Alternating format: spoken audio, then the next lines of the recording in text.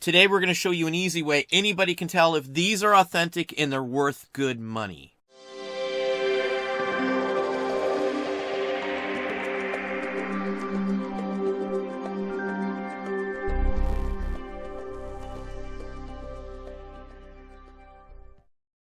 Hey, it's Don. Today we're going to talk about a topic that I get asked on all the time. We're going to look at some engravings and we're going to show you an easy way to tell if they are real. I don't know how many times I've been asked, how can I tell if it's real? Now, most of them should have raised ink on them because of how engraved images are printed in the first place. But many times people just can't feel the difference, or it's just such a slight difference you really can't tell. Now, that goes for pretty much any engraving, and this is a stack here that I have $5 invested into. These date to around 1850-ish, 1860-ish.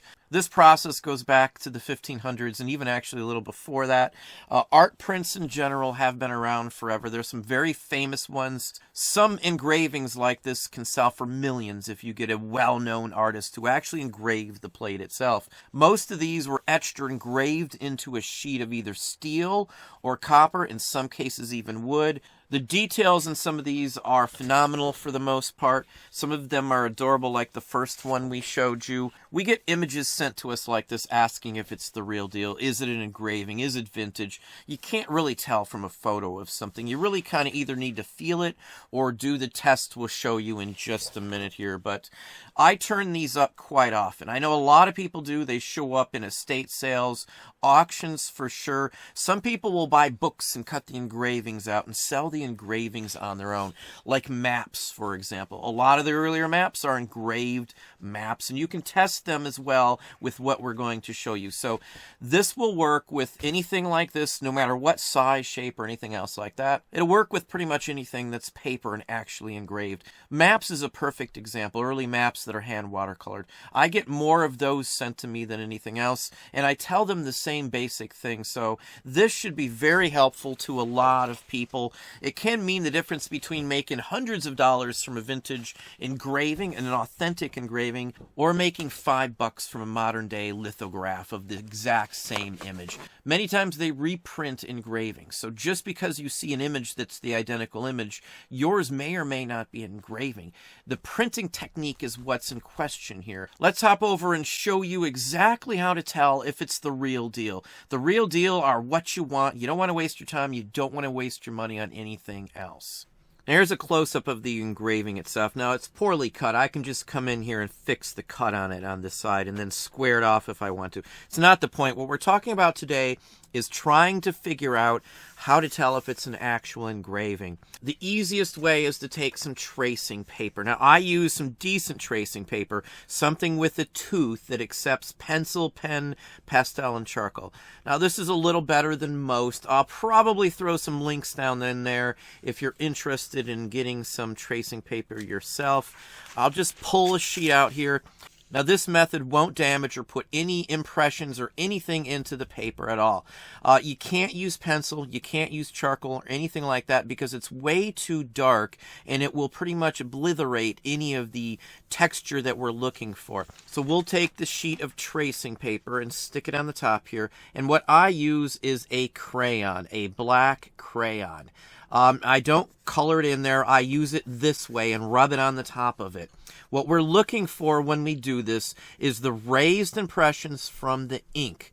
An engraving has ink that has been pushed out of holes or grooves that have been etched into a plate of either copper, steel, or even wood in some cases, and it leaves the ink that was in the groove in the engraved plate onto the paper. So it's raised off the paper. Many times if they're really old or lightly pressed or it's soaked into the paper a lot, you can't feel it, or many people can't feel it with their fingers, so they can't tell. Now, I've got this little holder here. This is like 50 cents or $1 at almost any art store.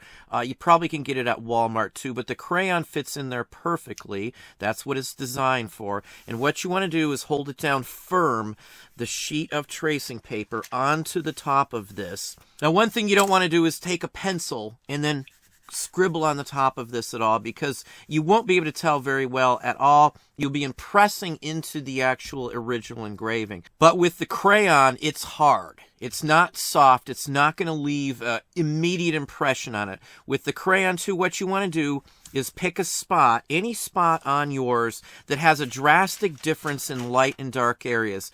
That cherry would be a good example.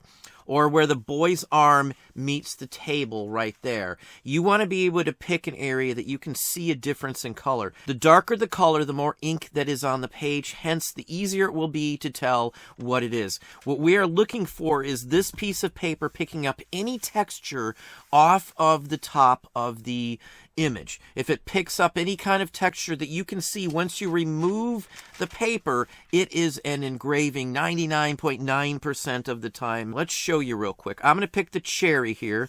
Now what you notice right off the bat is that it doesn't leave much of a color on there. So I do it a couple times. You got to hold it very firm on there, and let's do it in one more spot at the same time so you should get a better idea. Again, this is just a crayon that we are rubbing real hard across the surface. Now, we're not pushing in or indenting into the image itself, the engraving. Now, this is an engraving. Now, let's show you how to tell if this is engraving. Let's take a sheet of white backing here, and let's pick this up and stick it over here. Now what you'll notice if you bring the original up is you can see the boy's arm right there, same arm, you can see the cherry, so it has left an impression. A very small minuscule amount of raised ink has basically copied that section of the image.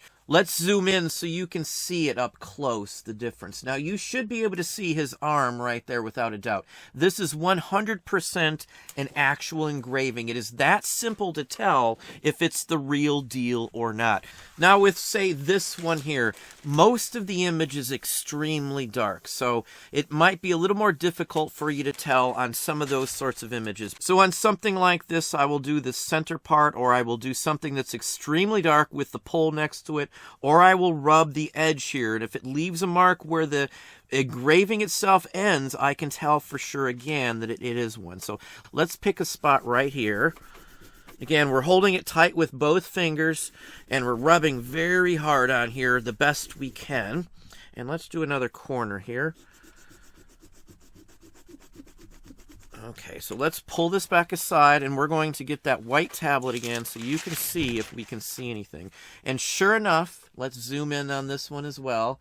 You should be able to see the outline right there of the lantern, and you can see the knight's armor right here as well. With engravings too, like this one here with the arm, you can see each individual line that was engraved on here. Now, this isn't possible using most pencils that I find because they smear too easily. Now, I've tested a ton of stuff, including like woodless pencils. This is a pencil that has no wood in it that's solid color. You run into the same issues when you're doing this, where it smears together too easily when you're doing it, and it fills in the little holes. The crayon does not. Now, you don't have to use this little holder. It does work heck of a lot better if you have a little holder like this, in all honesty. It gives you the amount of force you need to really get the image across there. Let's just show you it without it. You can see the dark around the dog's ears there. We're going to show you another way. You got to do a little harder. It's a little harder to hold on to, of course. Let me get the whole dog's head so we can see the drastic difference, hopefully. So let's pull up some white background to show you. Now, if you pay attention, again, you can see the same thing, not as profound, but you can still see the outline of the dog's head as it goes around. Its snout is right there. So, again, without this little holder, you can still tell it's not as easy to do, though. Once you've got the hang of it, though, it shouldn't be any problem. Just to give you a quick idea on some value on these, engraved images can go for tens of thousands of dollars, even if they are reprints, but they have to be original, they have to be vintage, they have to be authentic. Many early engraved prints will be hand watercolored, such as these fencing lessons up here as well. So there's a good chunk of value in these. Most people don't mess with them because they don't know how to tell the difference. They don't know what a real engraving is versus a lithograph or a reproduction of any kind. You can see the insane values that some of these go for. We sell them all the time. You've seen me pick them up in person before. We've sold hundreds and hundreds of engravings. So there's something that can get you some quick money, some easy money, but you have to be able to distinguish the real from the fake. Well, there we have it. Hopefully that gave you some ideas, some thoughts. If you enjoyed this video, please hit that like button down below. You can also hit the bell icon to be notified if I post new content or go live. Subscribe and tell all your friends.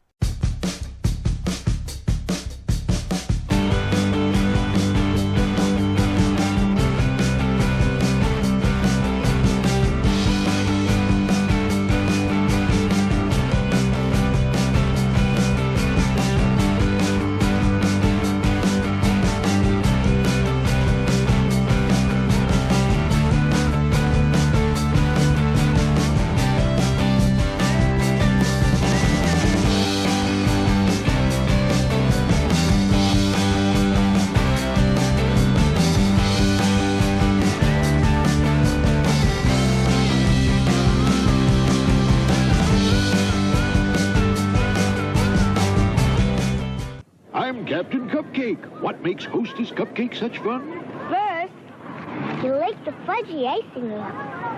Then you eat up for the devil food cake. And then what you got left over is a gushy, squishy, creamy middle that you can squash with your tongue. Hostess Cupcakes, fruit pies, and Twinkies cakes. Fresh snacks with a snack in the middle.